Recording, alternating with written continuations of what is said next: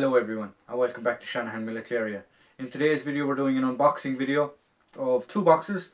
One I know what's in, the other one I don't know what's in. Well, I remember some things that are in it, I don't remember everything that's in it. It's been travelling about 4 to 5 months at this stage now to come from Australia. So I'm just going to open up the parcels here now on the floor and we'll have a quick look. So here is our first box. I'm just going to open it. I'm going to use my trusty Vietnam era bayonet.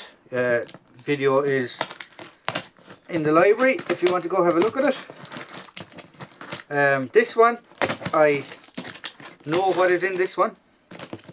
It is the other one, the bigger one, that I'm not 100% sure what's in it, or I can't remember what's in it.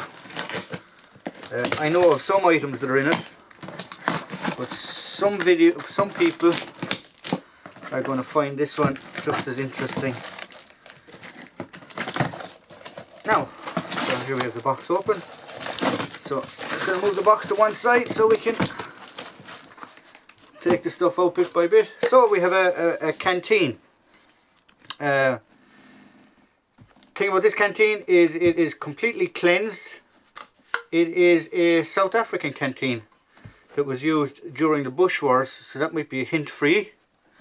So I'm just going to put that to one side. Now, here we go. Just put it down in front of me so you can see it.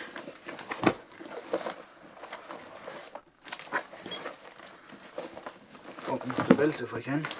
That belt is open. So there we go. So this is the actual canteen cover. And you can see me now here by unclipping this. Some people will actually know what pattern it is. It looks like a 58 pattern. It is not. It is the South African pattern 70. Used by the Bush War in the Bush Wars. They were snuck across the border to Rhodesia, who had an arms embargo on it at the time. So it is pretty much the same as the 58 pattern. You have 2 ammo pouches, 2 kidney pouches, and your canteen pouch, which will fit there. The reason the canteen pouch is not attached is because it needs to be repaired. But so that's it, quite simple.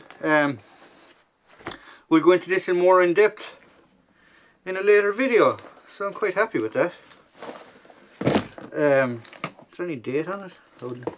I don't think that there'd be a date on it because most of the South African stuff, because of the politics at the time that did make its way to Rhodesia, had to be sanitized. And when I say sanitized, they couldn't have identifying manufacturers' marks or anything like that on it. So that's that out of the way. Just put it over here. Now, move the box as well. Now, this is the one that I'm not 100% sure what's in. As I said, this one came from Australia. I think it's been about 4 to 5 months that we've been waiting on this parcel. A good buddy of mine sent this to me. Thanks Jack, he knows who he is. And I'm sure he's laughing right now at the moment watching this video. So what have we? Well, we have a helmet. I knew that was coming in it. This is the East Timor era helmet, American style helmet. And they actually have double chin straps, which is quite unusual, so you can open them from both sides. So that's interesting. So what I'm gonna do is move the box out of the way so I can get a better. I don't know if you can see that. Nice camouflage pattern on it. One of the clips has come off in transit, but that's nothing major. We can sort that. So yeah, nice helmet of the East Timor era. The next we have a poncho? Yeah, poncho. Or it's a bivvy. It's a bivvy shelter. Now I remember. This is Vietnam. There is a date on it somewhere. This was to go with my Vietnam collection. What's the date on it? Or is that just the lot number? 1970. So there you go. So 2 years before they pulled out of Vietnam. I believe 1972 the Australians left Vietnam. But it's of the same era. Looks like it's in good quality. So that's perfect. I forgot about that one. So move that out of the way. And next we have a belt. Now you can actually see it here. How to tell Australian and American M56 apart. Did you see the arrowhead on the metalwork? So that's one way to tell their stuff apart. Is when you see the arrowhead on their brasses or their metalwork. That's an M56 belt. I have spare pouches and things that I wanted to put together to form a rifleman's webbing. I do have a Owens Gunner's webbing done, but this is for a rifleman's one, so that's perfect. Next we have a Mozzie net. Self-explanatory what this is for. It was to hang over themselves when they were in jungles to keep the mosquitoes off them. So that's another perfect thing for the Vietnam era. Here we have another butt pack. Now here's another way you can tell actually here. See the different colour on the surrounding or the lip of the butt pack or bum pack. The darker or the apple green colour is how you tell it's Australian pretty much. And on their brasswork also, I don't know if you can see it, they actually have the arrowhead as well. So that's another way to tell Australian. And there you go, there's the mark there, a good mark on the inside.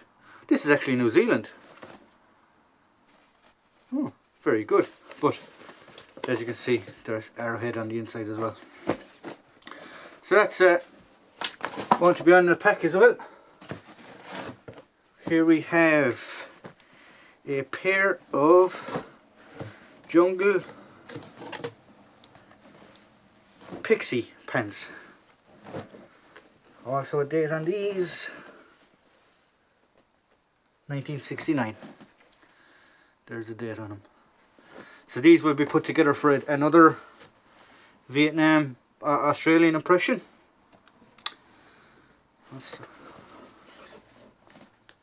Size. Actually, they're good size. They'll fit me too.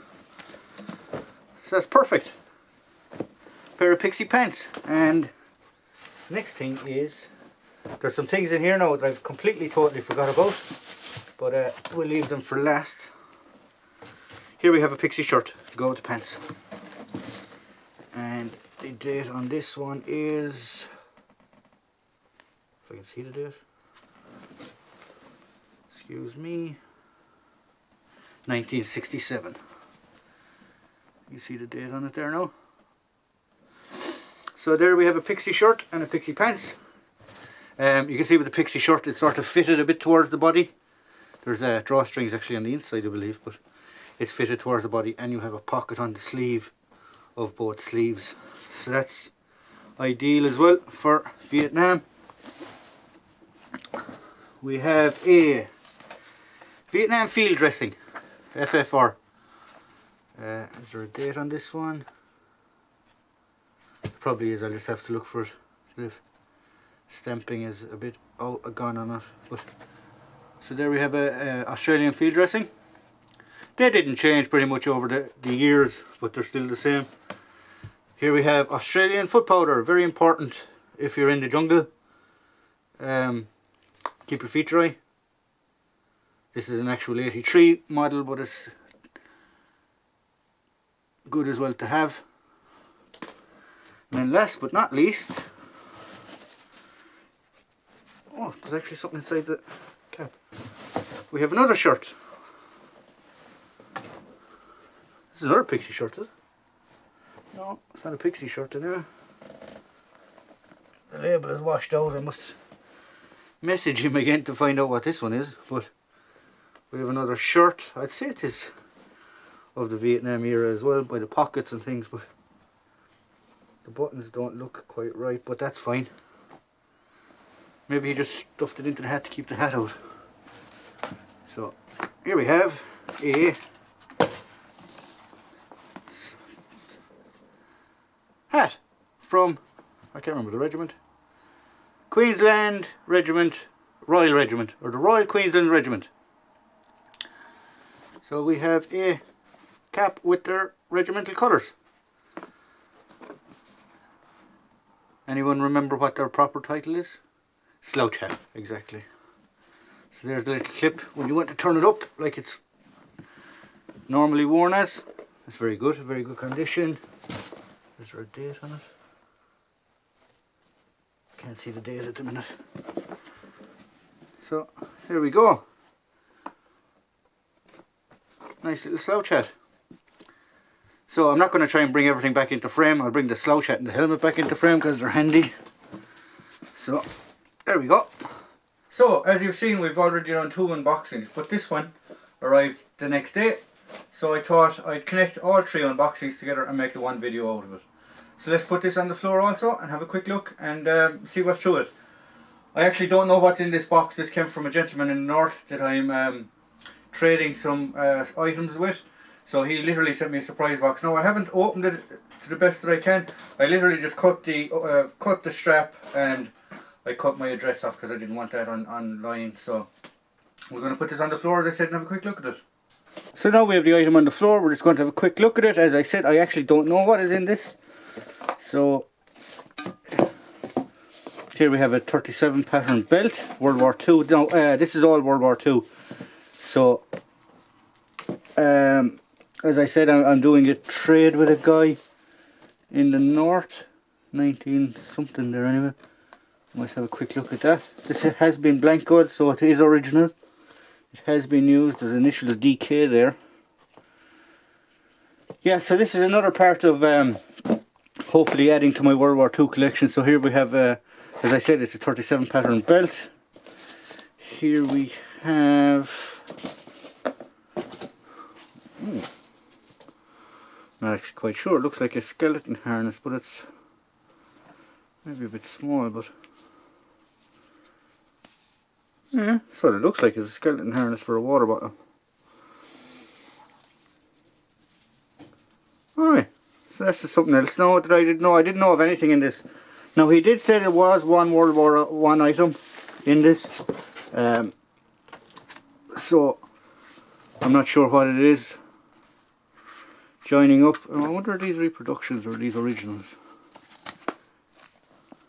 I'd say they're reproductions, but still they're nice to have. Joining up, a handy guide to every recruit. No, this one actually feels original. How to keep well in wartime. 2 little handy little manuals. Very interesting. Actually, that's a reproduction. They didn't have barcodes back then. It's another way to tell if something's a reproduction or if something's original. So now I believe this is the pattern 2. I'm not sure. Water bottle. It's a 1937 pattern water bottle, obviously. This one I think came in around 1940. The bucket type canvas cover. So that's very interesting. I'm actually delighted now with that because all I need now is a set of suspenders and an entrenching tool cover, and I pretty much have my 32 pattern weapon original complete. So that's fantastic. And it's got the bottle on the inside as well. Nice one. Now, what's this?